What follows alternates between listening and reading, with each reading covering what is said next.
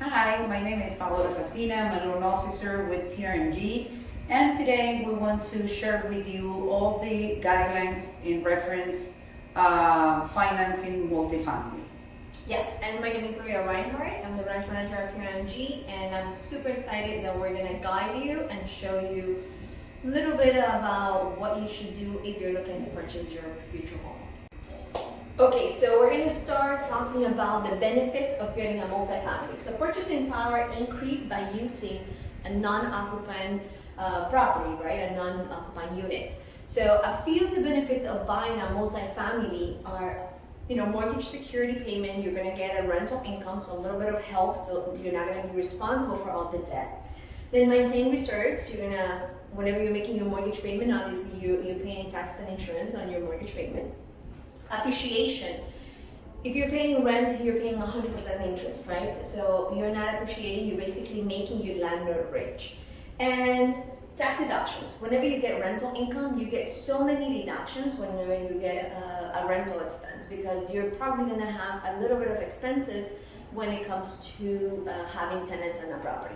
And then the best that I like is creating wealth. Real estate is one of the best ways to start creating wealth. So if you're a first-time home buyer, start thinking about, my first home is going to help me start creating wealth. I'm going to go over a few examples. Again, this is just basic math. Don't quote me on this 100%. This is an estimate. The interest rates are based on how much your credit is, how much down payment you put, the type of property. So this is basic estimate. This is a little bit of on today's market. So we have a 1-unit, duplex, triplex, and 4plex. And this is a payment. So if you buy a 1-unit, obviously single family home, if you buy, this is an FHA estimate. So if you see the down payment, it's 3.5% on every loan, because you can buy from 1 to 4 properties with a minimum of 3.5% down.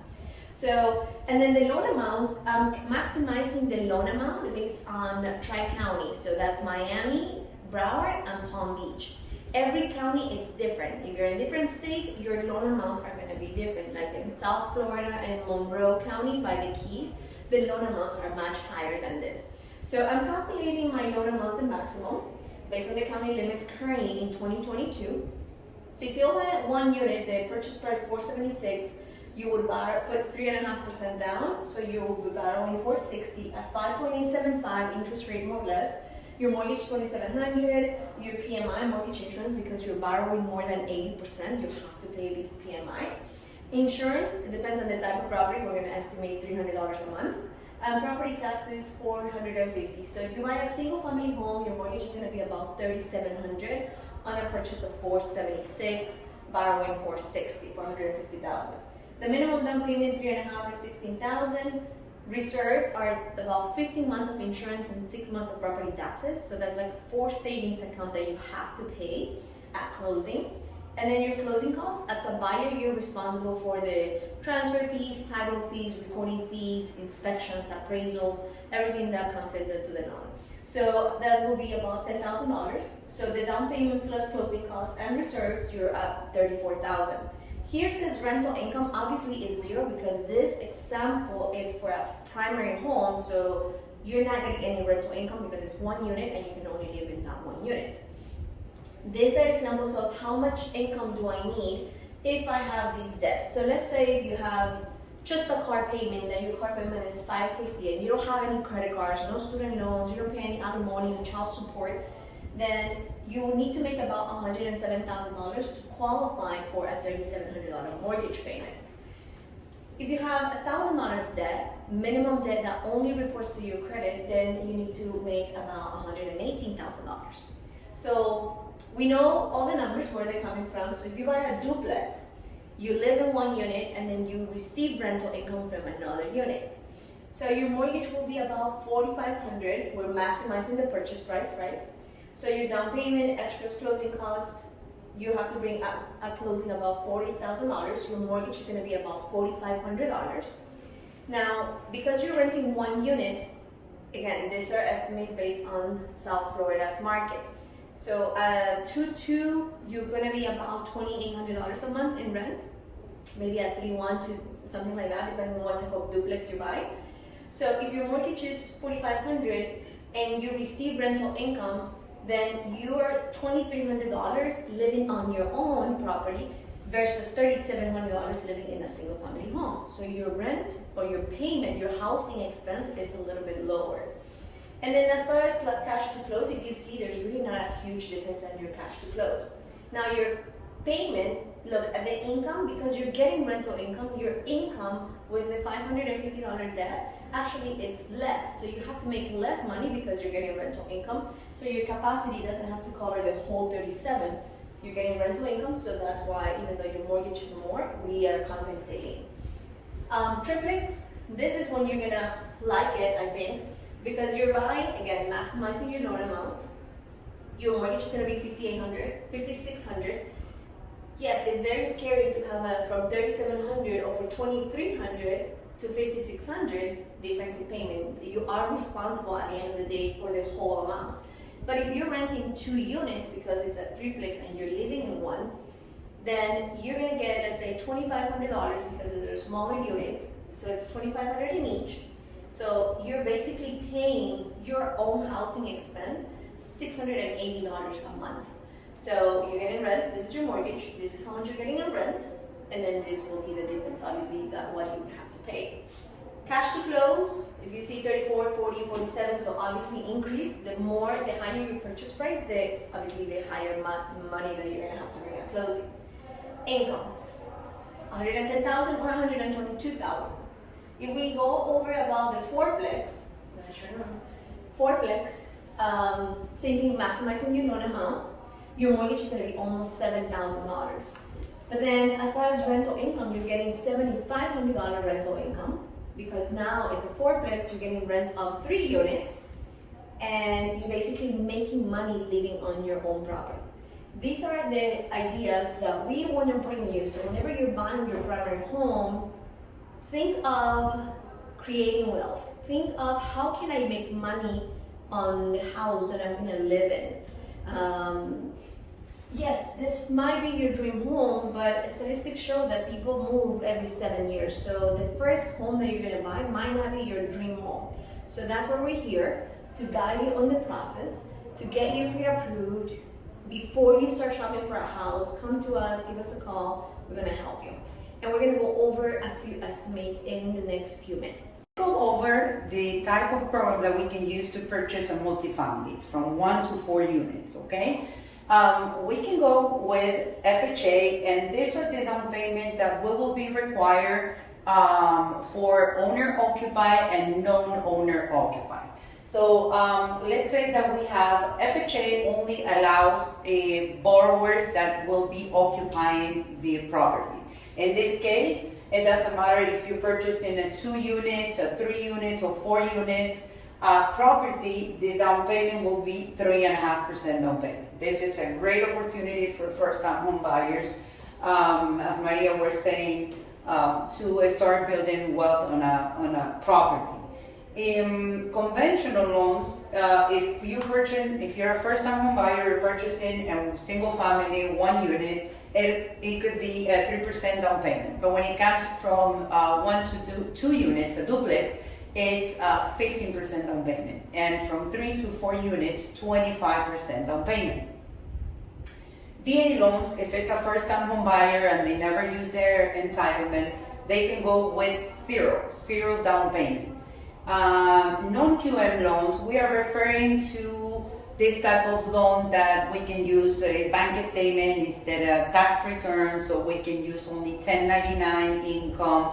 And there's several different alternative documents that we can use for this non-QM instead of submitting tax returns. So for this type of loan, 15% down payment is the minimum required. And for foreign nationals, it's 25% down payment. So if you're buying this down payment, it's more for if you're occupying one of the units and receiving rental on the others. But if you're purchasing this multifamily as an investment only, and that means that you're not going to live in any of the units, then it will be FHA doesn't apply because it's only for primary homes. Conventional is 25 the minimum down payment. VA, the same thing, it's only for primary home. and for nationals or the non-QM, 25% down payment. Now, depends on the program and the units, there will be a minimum credit score required. Always is case by case, but generally speaking, for FHA, if we're purchasing from 1 to 2 units, the minimum credit score required is 580. For 3 to 4 units is 620. And conventional for 1 to 4 units, it depends on whatever the desktop underwriter requires. Usually we could say that 660, 680 will be the minimum, but we can always run it through the U. For VA loans is similar or same as FHA, 580 for 1 to 2 units and 620 for 3 to 4 units.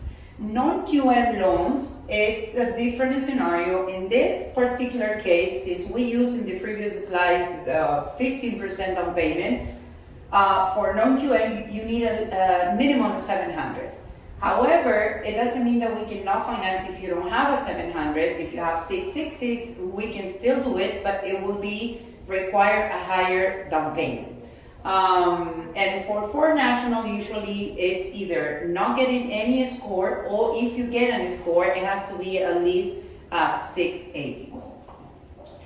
DTI, debt to income ratio. So we're gonna need different percentages depending on the program. For FHA, the max of monthly debt, including the proposed debt, cannot be over 55%. 60% for conventional, 55 again for VA, 50% for non-QM and for national. Rental income. For rental income, the FHA requires that the property has to be self-sufficient. What this means is that the net rental income that you receive, we have to consider only 75% because there's a 25% deduction considered for vacancy. So that 75%, it cannot be higher than the proposed mortgage payment. For conventional loans, we are okay if we have a negative cash flow, as long as the borrower can cover that difference with their own income. With VA, it's the same as FHA. Non-QM, we're okay as long as you can cover with your own income. And with foreign national, you have to cover with your own income the full proposed mortgage payment for the multifamily. Now, let's go to the cash portion. With reserves. For FHA loans, we're gonna need 3-month reserve for the principal, interest, taxes, and insurance. Conventional loans will require 6 months. Now, remember, sometimes it's case by case, because if we have a buyer that has many properties financed, we may be required by the underwriter to increase the amount of month for reserves. So in this case, it's only 6-month reserves. VA 6-month reserves. Non-QM loans from 3 to 6, and for nationals 12-month reserve of the mortgage payment with taxes and insurance. Escrows. For FHA, you have to have included in the payment the taxes and insurance. You cannot waive the escrows. Conventional loan, you can only waive the escrows if you put 20% down payment. Less than 20% down payment, you are required to have escrows. If you have flood insurance, you cannot waive it. You cannot waive having an escrow, the flood insurance. It doesn't matter the down payment. For VA, you are required to have escrows. For non-QM and for nationals, you are required to have the taxes and insurance included in your mortgage payment. Gift. The use of the gift, it is allowed on FHA loans for 1 and 2 units. But for 3 to 4 units, you are not allowed to receive any gift. For conventional loans, only on owner-occupied. If it's an investment, you will not allow to receive a gift. For VAs, you are allowed to receive a gift. For non-QM, only on owner-occupied. And for nationals, you're not allowed to receive a gift. You have to have your own funds. Non-occupant co-borrower, it is allowed on FHA. However, if it's not a family member, the down payment may increase to 20% instead of 3.5%. Conventional, you can have a non-occupant co-borrower, VA no, non-QM, and for national, yes. These are the maximum loan amounts allowed in South Florida in the three counties, Miami-Dade, Palm Beach, and Broward. But you have to consider that these amounts may change, as Maria mentioned it before, depending on the county that you're purchasing the property, okay? So let's take this as an example. FHA, the minimum loan amount for one unit is $460,000. $715,000 for conventional and $647,000 for VA. Now, 2 units, $588,850 for 2 units on FHA, $916,000 for conventional, $828,700 for VA. And non-QM and for nationals, we can go up to $4,000, but to keep the minimum down payment of 15% and 25%, it will be up to $1,500,000. If we go above the $1,500,000, then the down payment will be higher. For the 3 units, we have a $700,000 for FHA, $1,107,000 for conventional, and $1,001,650 for VA. For the 4 units, $884,600 for FHA, $1,376,000 for conventional, and $1,244,850 for VAs. So as you see, this loan amount, you will be more than able to find multifamilies on those amounts. So here we want to share with you what will be the cost of waiting to purchase a property within 6 months, 1 year, or 2 to 3 years. Right now, let's say that a property is $920,000. If you wait 6 months, that property, being conservative, it will appreciate 3%, a little bit over 3%. So if you wait 6 months, the property that it was $920,000, now you will pay $29,000 more for waiting 6 months. What about if you wait a year? Then the appreciation will be 7.74, and the property now will cost you, after a year, $71,000 more, because with that appreciation, the new purchase price will be $991,000. And if you wait 2 years with an appreciation, again, being conservative, for 12% from the initial $920,000, the new purchase price will be $1,033,832, which is a little bit, almost $100,000 higher for waiting 2 years. And if you wait 3 years, then you're going to have the appreciation, losing the appreciation of almost 17%, and the home will be $1,074,000, which will be, again, a little bit over $100,000. So in that cost analysis that we were going over with Val, and if you decide to wait, I want to show you the difference in payment. So if you're going to wait 6 months, the mortgage payment is going to increase about $349,000. Because remember, now you're going to pay a little bit more than what you were paying before. A year ago, $718 a month. I mean, just to wait 1 year. I mean, time flies. We're already at the end of 2022. Cost of waiting for 2 years, $1,183. And then the waiting, if you decide, you know what, I'm gonna take my time until the market crash, not gonna buy anything, and you're gonna wait 3 years, the appreciation that Paola showed in the separate slides, it shows that now the house is over $1 million instead of $920, and it's gonna cost you about $1,800 extra a month to pay. That is crazy. At that point, well, hoping that the rent is going to be much higher as well, so you can make money when you're living in a fourplex, right? So cost of waiting, loss and appreciation, because since we're using the standard forecast that the mortgage-backed securities offer, you would be getting 29,000, 71,000. I think you mentioned that. Yeah, and I was short because I said a little bit over 110, but it's 154. It's 154,000, right? Crazy. And then amortization. Remember, when you're paying rent, all the money that you pay in rent is going towards the rent. You're not paying anything towards the principal, nothing.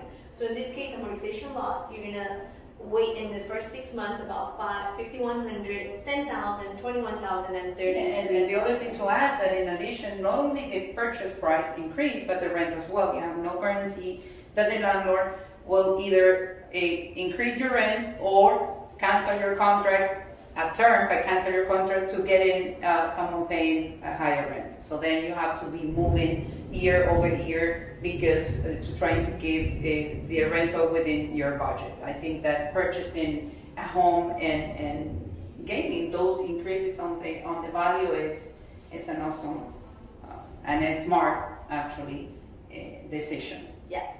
So we just wanted to go over these options, buying a multifamily, get a little bit creative, open-minded, look for options to see what you can buy, and we're here to help you. Okay, so after looking at that video that we just posted for you, third Wednesday of every month, we're gonna be here with you. You can join us through Zoom, or you can also come to the office. You're more than welcome to join us here at the office every third Wednesday of the month. So what are you willing to do to be successful? Now with the market that is shifting so much, we want to be here with you. We want to partner with you. I think that partnering together, we can do more, we can accomplish more, we can be involved with the community. And our goal is to educate our buyers, educate our realtors. The more that we all know, the more that we can help each other, right? So one of the things is that count on us. We have the tools, the marketings, all these presentations. We can customize it with your information to share with your clients. That is correct. We want to be an extension to your work. We're going to help you, help your buyers, and actually, since I mentioned that, I wanted to share with you that we can also submit files as a TBD, which what that means is that we can go further than only getting a DU. We can submit the file to an actual underwriter that she will review the file, review verifications of employment, review IRS, review all the documents as we have a property, and you will feel more comfortable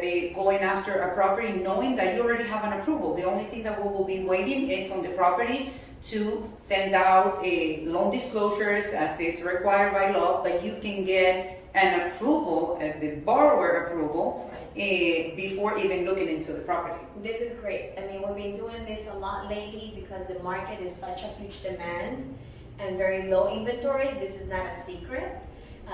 So this is like a cash offer. We're gonna have your borrower pre-approved already, ready to go, pending to the contract, appraisal, title. So that's one of the things that we can help you get done. Get your clients feel more confident that whenever they make an offer, they're competing with cash offers. And just give us a call. We'll be happy to get together with you, strategize, see what we can do, and partner up. And if there's any specific topic that you would like for us to prepare, put together, and work on it, feel free, because we're here to assist you. So we will be more than happy. Bye guys.